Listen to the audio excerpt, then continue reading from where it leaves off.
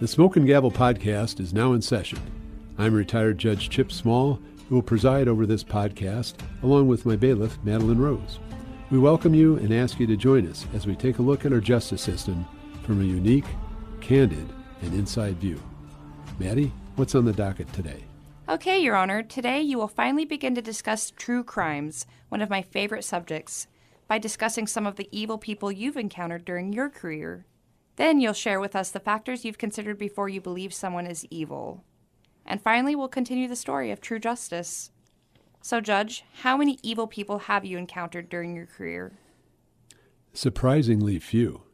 But before we get specific, as a former attorney, I must start with a disclaimer. My opinion of who is evil is just that, my own opinion. It's a personal opinion based upon my own personal observations, experiences, and values. The listener needs to understand that I'm simply offering my own opinions. I suspect most listeners may have differing opinions, and that's fine. So how many evil people do I think I've encountered in my career? Only 4, which is remarkable considering that I was a trial court judge for almost 27 years, and I've sentenced hundreds, if not thousands, of people for felonies they have committed. Equally remarkable is that of all those individuals, I never sentenced anyone I thought was truly evil. Don't get me wrong, many of those people I sentenced did do evil things, but I didn't consider them to be truly evil people. As the listener will see or hear in my novels, a recurrent theme of mine is that good people do bad things and bad people do bad things.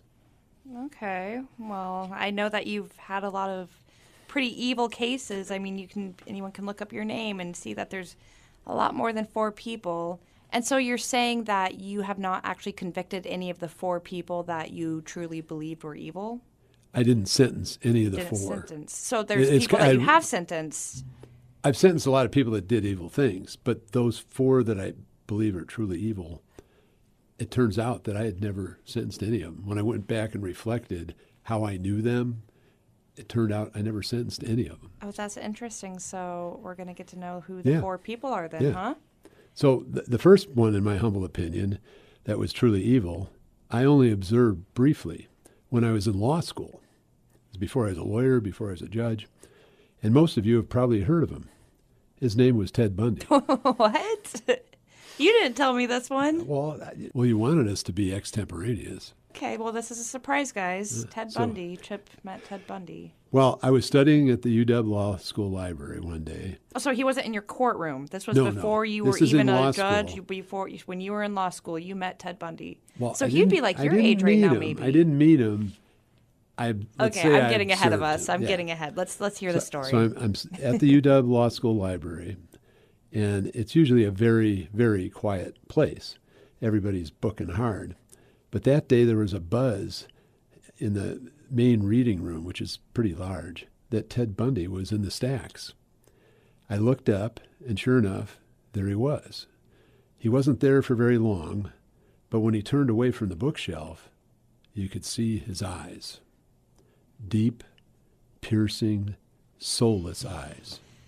There was also an aura about him that you could feel that wasn't so much frightening as it was evil. Even the way he walked, he seemed to be stalking. Okay. So that's the number one evil person. When he finally did get convicted, did you think about this story back then? He must have been popular if people said. Oh yeah. No, it's kind of, when you see somebody like that, you don't forget. Yeah. I mean, it's. Well, and I guess from what I hear, he was considered attractive back then, so. Oh, he was a good-looking guy. Yeah. So, I mean, people usually remember good-looking guys, tall, dark, and handsome, whatever. Most evil predators have the most welcoming visage, right? Yeah. Right? Like, it's harder to tell true evil when it's hiding. Yeah. Wolf in sheep in wolf's clothing. How's it go? Wolf in sheep's clothing. My brain's backwards today, guys. Chip keeps me organized. Well, time for our sponsor break.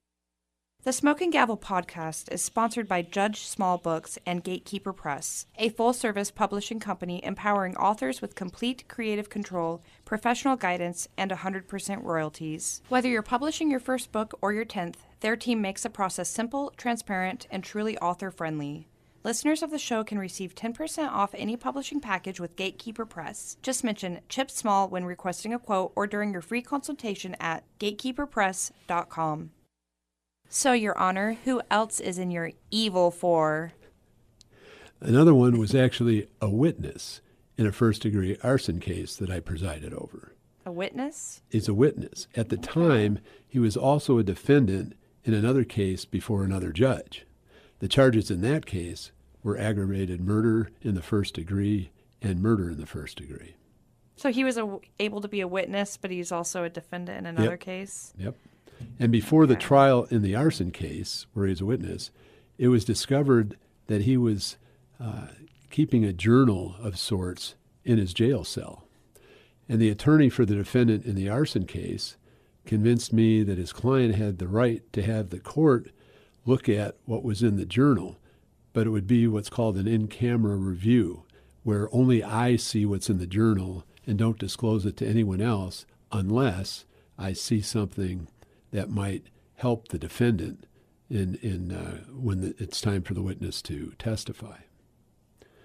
So before we get the results of my in-camera review, the listener should know some of the facts in the murder case. Considering YouTube standards, I'll try to be circumspect describing the allegations against the murder defendant and arson witness. The murder victim was allegedly bludgeoned to death with multiple blows to the head by a baseball bat. Most of the victim's clothes were removed, and post-mortem, the defendant had sex with the deceased body of the victim. My review of the journal that he kept included many drawings by the murder defendant. What they depicted is unspeakable, and I hope no one else ever sees them.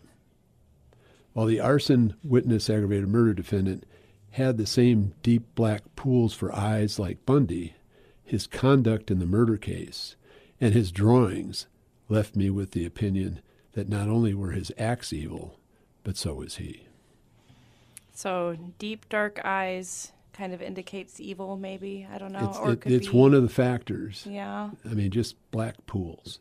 You can't see to the end of them. I mean, it just seemed like endless votes for Bundy and this defendant. I wonder if there's some scientific thing about that, like having your pupils always dilated, or not dilated, the opposite, right? Where they're so big. No, they're dilated. Yeah, dilated. Right Okay, word. yeah. I'm gonna sound very uneducated here with our judge. Like I said, this is just opinions. I'm not trying to prove Right. anything or say it's factual, but those two people, yeah. Well, guys, I think it's time for us to continue reading True Justice. Chip? Chapter 3. Beverly Campbell, a mother of 3 girls, is at New Dawn, a women's center that serves survivors of abuse in Eagleton. Her ex-husband, Carl Stocker, has custody of the girls but refuses to get them into counseling. After years of abuse, Beverly finally got the courage to divorce Stocker, but at the time of the trial, she did not have an attorney and was on the verge of a nervous breakdown. The trial judge determined that Beverly was incapable of taking care of herself, let alone 3 young girls. Despite the emotional and psychological abuse by Stocker, the court awarded custody of the girls to him, but ordered they be immediately provided counseling at Stocker's expense. 2 years have passed since a decree requiring counseling for the girls was entered. However, the girls have not spent 1 minute in counseling.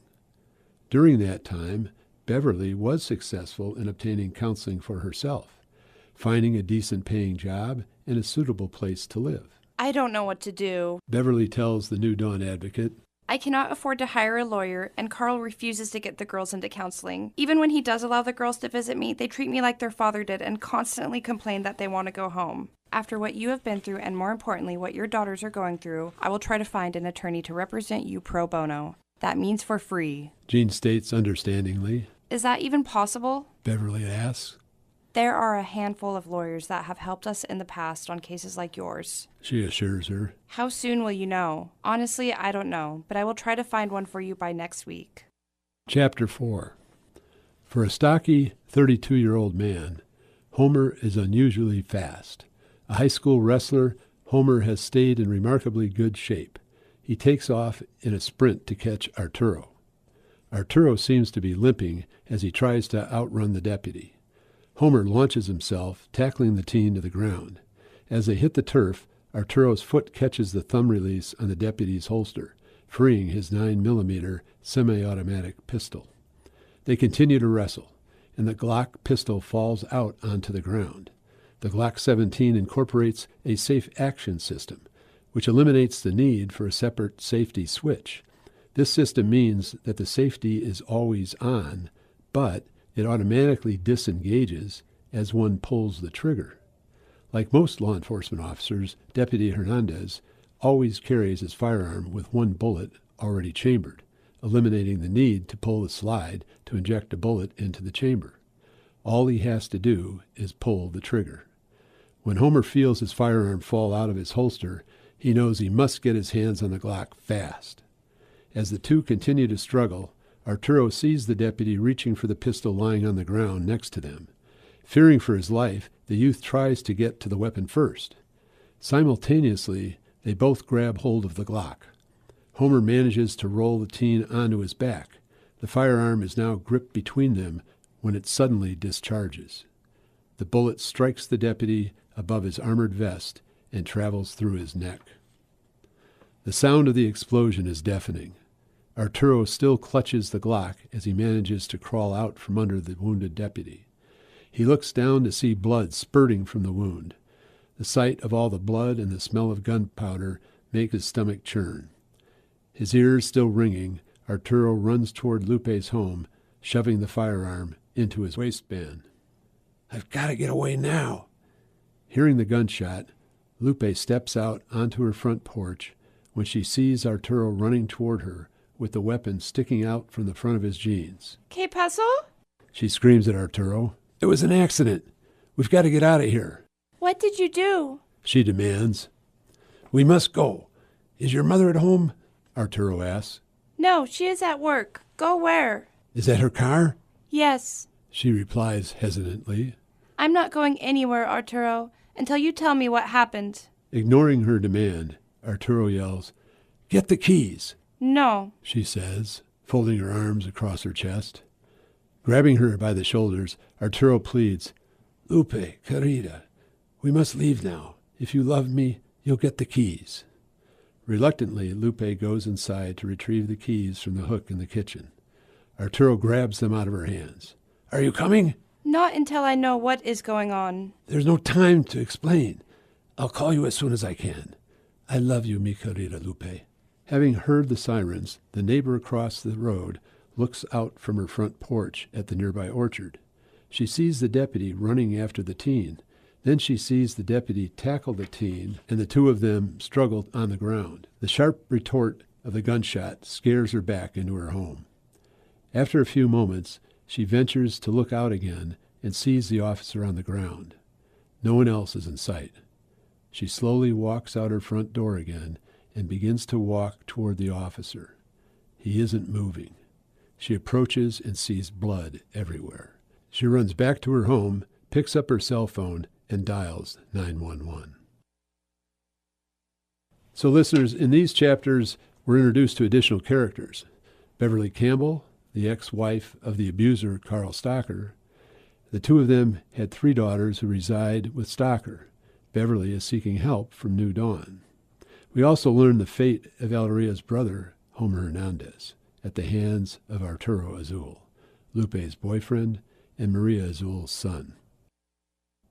In our next episode, the judge will share the story of the $25,000 one-night stand and the story of when his courtroom became a crime scene. We'll also continue the story of true justice. Thanks for listening today. We hope you enjoyed this episode of the Smoke and Gavel podcast. To learn more, visit judgesmallbooks.com. Don't forget to like, subscribe, and share to stay connected. Until next time, God bless.